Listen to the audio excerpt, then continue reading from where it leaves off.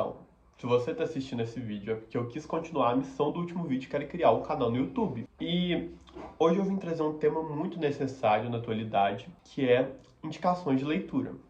Por quê? Porque a leitura, apesar de hoje em dia ela ter se tornado mais frequente do que antigamente, porque antigamente as pessoas não tinham tanto acesso à informação como tem hoje, por meio das redes sociais, ela tem se tornado cada vez menos produtiva, porque as pessoas só leem textos curtos, no formato mais ou menos do tweet, né, porque é 700 e poucos caracteres, e aí as pessoas perdem a atenção. Inclusive eu vejo muito isso quando as pessoas vão reagir a notícias, porque as pessoas não veem as notícias por completo. Tipo assim, as pessoas só leem a manchete e aí elas tomam aquela manchete como verdade, e às vezes a manchete é só para chamar a atenção para você ler o restante da notícia. Enfim, eu também vejo isso muito quando as pessoas postam alguma coisa para vender e a pessoa pergunta quanto é, sendo que o valor está especificado no anúncio da venda, né? Enfim, é uma coisa que tem se tornado frequente em nossa sociedade e tem atrapalhado muito o desenvolvimento cognitivo das pessoas. Nós somos a primeira geração que tem um QI abaixo do que é esperado para a gente ter, porque sempre o QI vem numa tendência de aumentar e ele diminuiu. Enfim, então vamos começar as indicações de leitura. A primeira indicação que eu tenho, e essa está bem famosa ultimamente, apesar de sempre ser famosa, é Memórias Póstumas de Brás Cubas. Esse livro, ele começa de trás para frente, né? E esse que é o interessante dele pra mim. Porque ele começa você já meio que sabendo que a pessoa morreu, né? Então é uma leitura que instiga a curiosidade. E é um livro relativamente curto, ele tem pouco mais de 192 páginas. E esse daqui é uma edição especial porque ele tem questões de vestibular também. Assim, recomendo super. Tem esse daqui, A História do Mundo para Quem Tem Pressa, que ele é um apanhado de história geral. E, assim, para quem tá nessa época de fazer vestibular, ele é muito conciso e ele consegue explicar muito bem. Então, para você decorar os principais acontecimentos históricos, enfim, e saber do que eles se tratam. Ele traz mapas e traz tudo muito bem especificado. Esse daqui tem sido meu queridinho por enquanto.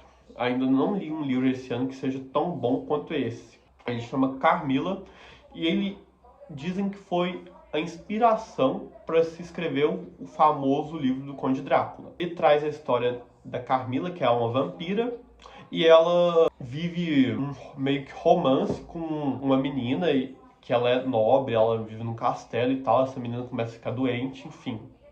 E durante o livro você se questiona se a Carmila realmente tem sentimentos ou não. Tipo assim, se ela... Eu pelo menos me questionei. Se ela teria sentimentos pela pessoa ou se seria só um instinto meio animalesco do vampiro como um ser. Esse livro aqui, sim, foi uma das minhas primeiras leituras, assim, grandes.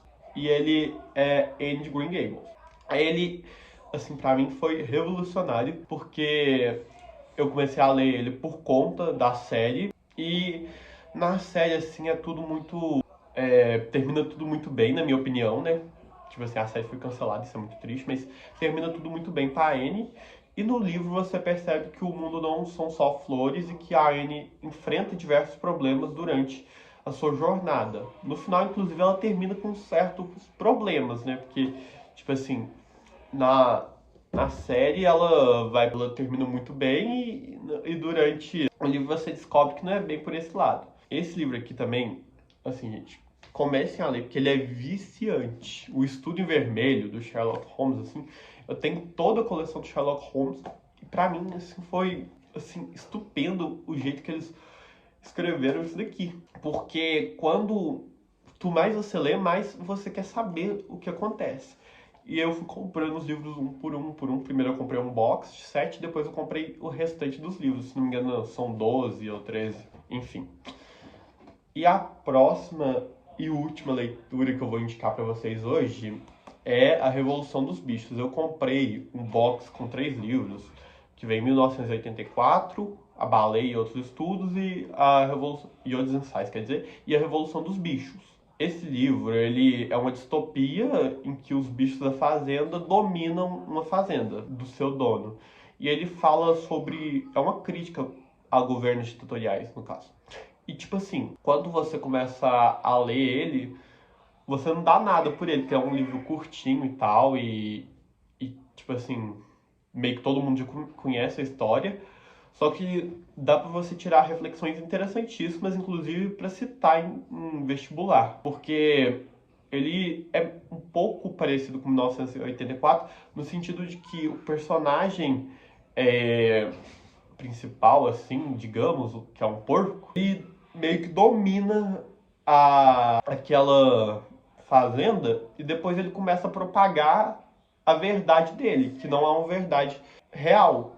E aí ele coloca todo mundo nesse ciclo, enfim, até ocorrer a dominação completa. Então acho que é isso que eu queria trazer para vocês hoje. Leiam, um conselho muito importante, leiam, porque a leitura ela abre portas para o futuro. E comecem por livros curtos, como A Revolução dos Bichos ou Carmila, e vão avançando para livros mais longos. Tipo assim, toda leitura, por mais que você vai falar, você vai ler uma fantasia e tal, é produtiva no sentido de que você consegue citar ela como repertório numa redação, ou então escrever um texto sobre isso, sei lá, produzir alguma coisa a respeito.